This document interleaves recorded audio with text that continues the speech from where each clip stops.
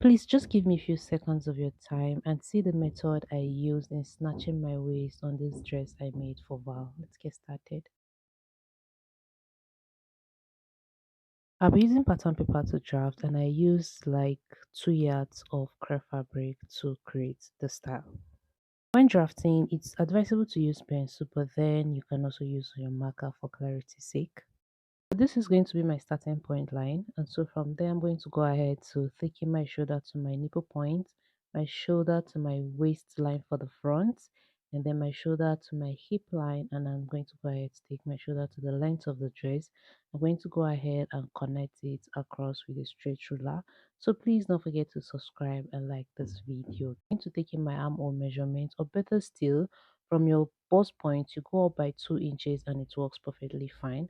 So I'll divide my shoulder measurement by 2 and then mark it. The same thing I'll mark on that armhole point and connect with a straight line upward this way. Okay, so you can go ahead to indicate that to be your armhole. My neckline 3 by 3, that's what I'll be using.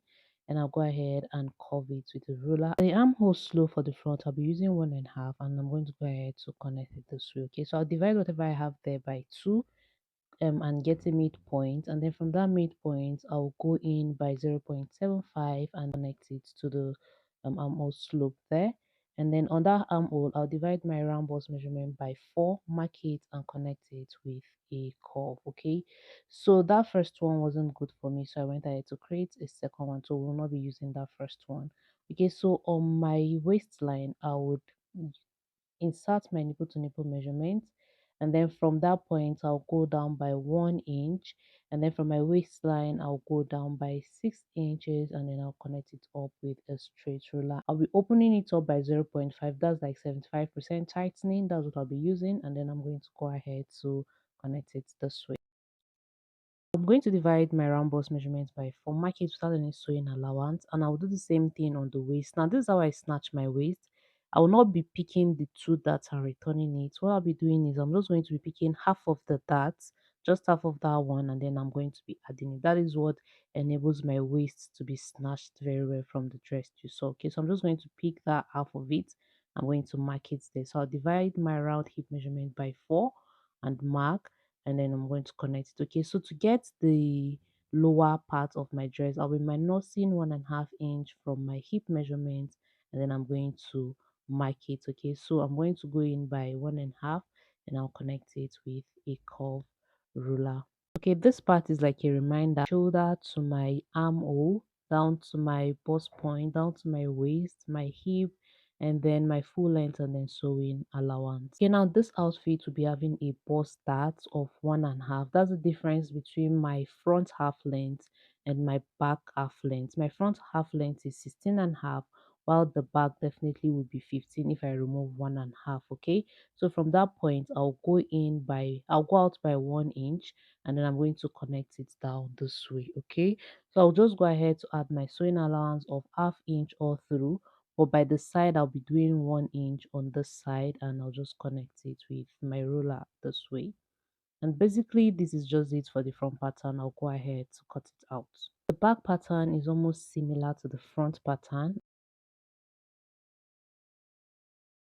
That is my shoulder line, and this other part is going to be my zip allowance, and so all our measurements will be starting from that line I am pointing afterward. Okay, so I'm going to go ahead to take my shoulder to my armhole, my shoulder to my waist and hip, and then the full length. Let me explain something here. The front length measurement was 34, that's the full length. Okay, so we will remove that 1.5 we used for that.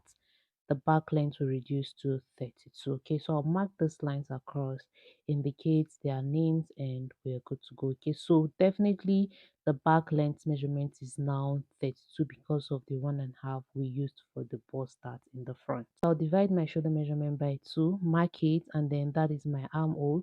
So I'll just mark my shoulder measurement there to get a straight line across.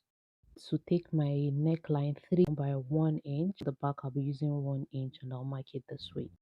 At the armhole, I'll divide whatever I have there by 2 and do my armhole tightening of 0.5 inch and connect it to the shoulder slope. Divide my round bust measurement by 4 and curve it this way. Take our back down. So first of all, do our back tightening, and I'll be doing 0.75 on that part, and then I'll curve it this. Okay, so for the back dart, I'll be starting it from that point, and then I'm going to measure in 4, and then I'll go down by 6.5 downward this way. Okay, so to get the accurate bust dart, I'll measure everything from that starting point line and mark it all the way down and connect it with a straight ruler. If you don't do it this way, you would not have the accurate straight line. Okay, I hope you understand this part, please. Okay, so after connecting a straight word with my ruler, I'm going to be opening it up by zero point 0.5 on both sides, and I'll mark it. Let's take my waist measurement from that point there, and I'll also take half of the dart like we did for the front and then add it. So I'll divide my hip measurement by 4, mark, and then remove 1.5 and mark it on the lower part there. Okay, so I'll just connect everything this way, and basically that is just it for the back. So I'll do the sewing allowance of half inch. I'll be doing 1 inch sewing allowance, and on the zip part following that curve, I'll be adding also 1 inch, and that's just it. So just go ahead to cut it out and indicate it as the back, and we're done with the drafting, and we'll go into the sewing. This is the front and the back pattern together. Okay, so what I was explaining, when you fold that bust dart this way, you find out that the back and then the front measurements align. Just place your fabric on fold and cut it exactly because you added sewing allowance on the pattern. Okay, so the next thing is for you to mark out all the necessary darts for it to be easy for you to sew while on the sewing machine. Okay, so for this ones, just use pin and then pin all those points this way, the way I'm doing them, and then flip it over, and then when you flip it over, you will see the pin showing behind, and all you want to do is just go ahead and mark where those pins are showing. It's quite easy, trust me. Okay, and you just go ahead to mark it out, trace it out, or basically you can use your ruler to connect it in order to give you a perfect and a straight line.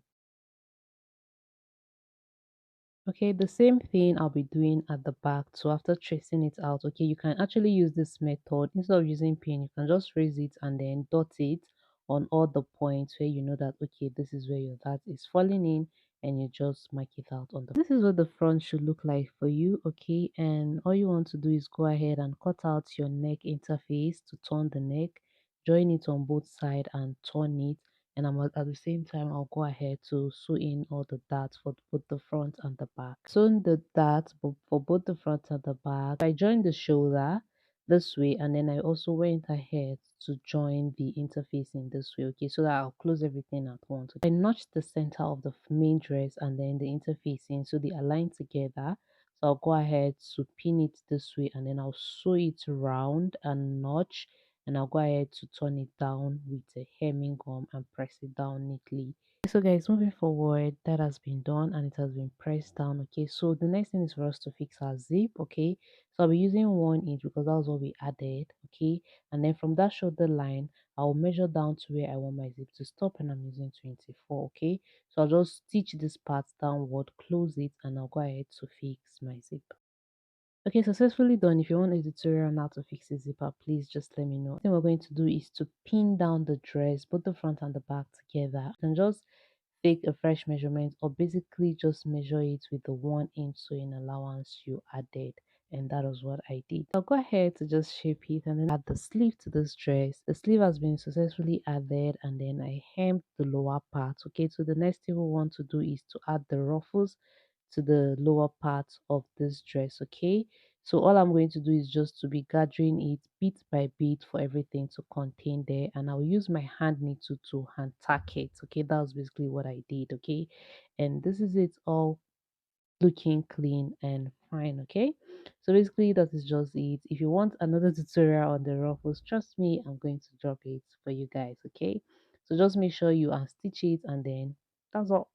The dress is fully ready, and this is the final outcome. Okay, thank you guys for watching, and thank you for supporting.